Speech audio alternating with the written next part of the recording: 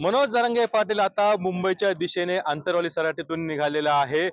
ते थोड्याच वेळात अहिल्यानगरमध्ये देखील दाखल होणार आहे आणि त्या पार्श्वभूमीवरती अहिल्यानगरमध्ये देखील आता संपूर्ण तयारी जी आहे ती झालेली आहे. आपण बघतो की चलो मुंबई, लढा गरजवंतांचा, मराठ्यांचा न्याय हक्कासाठी चलो मुंबई, अशा प्रकारच्या ज्या टॅगलाईन आहे त्या देण्यात आलेल्या आहे. आणि मराठा आरक्षणासाठी आता जरांगे पाटील हे मुंबईच्या दिशेने जात आहेत. त्या पार्श्वभूमीवरती आता अहिल्यानगरचे सगळे मराठा योद्धा जे आहे ते या ठिकाणी तयारी त्यांची पूर्ण झालेली आहे. काय सांगा, कशी तयारी आहे, काय रणनीती असणार? मनोज दादा जरांगे पाटलांनी आवाहन केल्याप्रमाणे पूर्ण महाराष्ट्र आज मुंबईकडे निघालेला आहे. स्वतः दादा 10 वाजता निघालेत. आज तुम्ही जर तिकडचे व्हिडिओ पाहिले तर लाखोच्या संख्येने गाड्या म्हणतो, गाड्यामध्ये किती लोक आहेत याचा अंदाज नाही लावू शकत, एवढे निघालेले आहेत. त्याच पार्श्वभूमीवर आपण मागच्या वर्षी जसं नियोजन केलं होतं तसं इथं आज नगरमध्ये नियोजन होत आहे.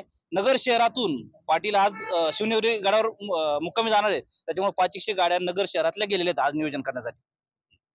नगर शहर किंवा जिल्ह्यातून कशी तयारी असणार सगळी? पूर्ण नगर शहरातून इथे येणारे एकही मराठा उपाशी राहणार नाही किंवा जो पुढे युद्धाला चाललाय म्हणजे आंदोलनाला चाललाय त्याला पूर्ण परिपूर्णपणे रसद पुरवली जाईल. इथे येणाऱ्यांसाठी आम्ही खिचडीची सोय केलेली आहे. नाश्त्याची जे खराब होणार नाही असे नाश्त्याचे पाकिट केले, थंड कोल्ड्रिंक वगैरे आणि पाण्याच्या बॉटल यांची सर्वांची सोय केलेली आहे. जवळपास 1 ते 2 लाख माणसांची आम्ही इथे सर्वांची सोय केलेली. तुम्ही देखील निघणार सगळे सोबत त्यांच्या? 100% निघणार.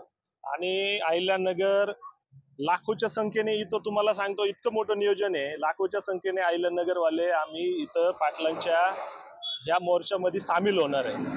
आणि जसं रसद म्हणले भाऊसाहेब का आमचे रसद मुंबईला 1 महिना असू नये तर 2 महिने 6 महिने आमच्या अहिल्यात नगरतर्फे आम्ही एवढी मोठी रसद पाठवू का महिनाभर तिथं कोणत्याही मराठा बांधवांना काही कमी नाही पडलं पाहिजे. तर निश्चितच आपण बघतो की जागोजागी स्वागताची तयारी असेल किंवा जे सगळे मुंबईच्या दिशेने जाणार आहेत त्यांच्या या ठिकाणी पाण्याची व्यवस्था असेल किंवा नाश्त्याची व्यवस्था असेल किंवा जेवणाची व्यवस्था असेल, ती सगळी संपूर्ण मार्गावर जी आहे ती करण्यात आलेली आहे. आणि त्यामुळे एकंदरीतच आता थोड्याच वेळात मनोज जरांगे पाटील जे आहे ते अहिल्यानगरमध्ये दाखल होईल. जोरदार स्वागत देखील त्यांचं जागोजागी होणार आहे. त्या कुणाल जायकर, TV9 मराठी, अहिल्यानगर.